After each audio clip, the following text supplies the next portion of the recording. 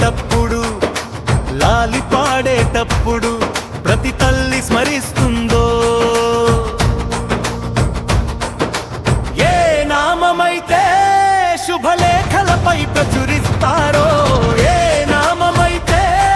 పురుషార్థాలను సాధింపజేస్తుందో, ఏ నామమైతే ఇహపరాలు రెండింటిని ఇస్తుందో, ఏ నామమైతే సంసార సాగరాన్ని దాటిస్తుందో, ఏ నామమైతే అంత్యకాలంలో స్మరిస్తే ముక్తిని కలిగిస్తుందో, ఏ నామం అయితే ఉదయాన్నే వింటామం,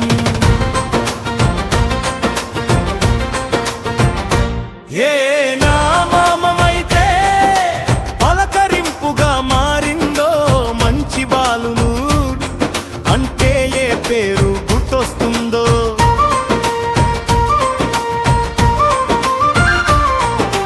సుభిక్షంగా వరధిల్లే రాజ్యాన్ని ఏ పేరుతో అయితే పిలుస్తామో, ఏ నామాన్ని అయితే మన ఆత్మని సంబోధనాత్మకంగా పిలుచుకుంటామో, ఆకలి బాధ తట్టుకోలేక ఎవరినైతే పిలుస్తామో, చిరునామాలేని లేఖలను ఏ పేరుతో అయితే పిలుచుకుంటామో, ఏ నామమైతే మొదటి నుంచి చివరి వరకు జీవితాంతం మనతో పాటు ప్రయాణిస్తుందో, ఏ నామమైతే సామాన్యుని కూడా మహర్షిని చేస్తుందో,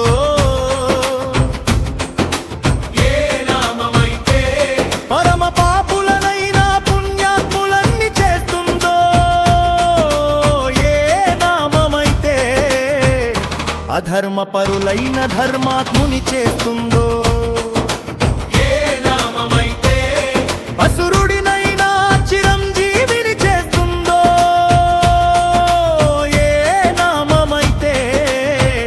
వానరుడికైనా బ్రహ్మాస్త్రాన్ని కల్పిస్తుందో,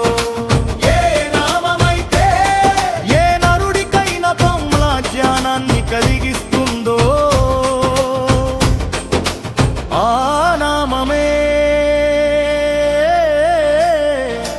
రామనామం, శ్రీరామనామం.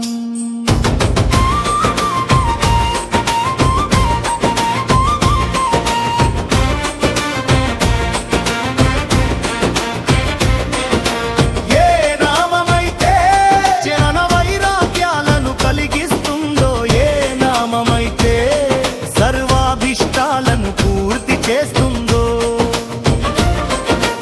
ఏ నామమైతే శాప విమోచనం కావిస్తుందో, ఏ నామమైతే పాపాలను దహించి వేస్తుందో, ఏ నామమైతే తాపాలను చల్లార్చి వేస్తుందో, ఏ నామం వింటే యమభటులు మన దగ్గరికి కూడా రారో, ఏ నామం అంటే రోగాలు తొలగిస్తుందో, ఏ నామం యోగాన్ని కలిగిస్తుందో, ఏ నామం అంటుంటే రాగం లాగా వినిపిస్తుందో, ఏ నామమైతే రాయినైన నీతిలో తేలేలాగా చేస్తుందో, ఏ నామమైతే దుమ్ముకైన దుమ్ము దులిపేస్తుందో, ఏ నామము అయితే మంత్రమో, ఏ మంత్రం అయితే ఓంకారం గాని బీజాక్షరాలు గాని లేకుండా పలికిన కూడా సంపూర్ణ మంత్ర ఫలితాన్ని కలిగిస్తుందో, ఏ మంత్రమైతే 7 కోట్ల మంత్రాలలోకెల్లా శ్రేష్టమో, ఏ మంత్రమైతే నామమో, ఏదైతే తారక మంత్రమో,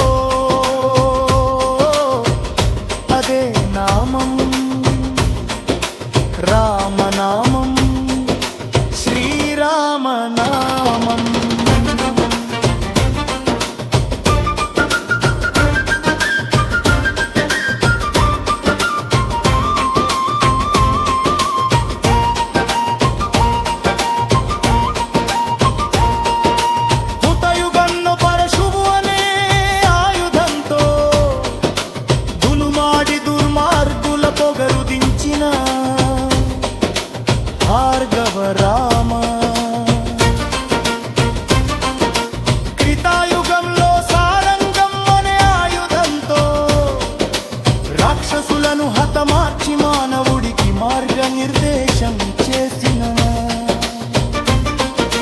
రాఘవ రామ పాపరంలో నాగలి అనే ఆయుధంతో దుష్టులను వధించి భూభార హరణానికి తోడ్పడిన బలరామ కలియుగంను భక్తి అనే ఆయుధంతో మలచుల రాచకాన్ని అణచివేసి నీ భక్తుల కలలను సాకారం చేసిన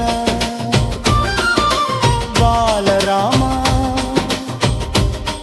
ఈ సంఘటనల్లో సర్వసాధారణమైన నామం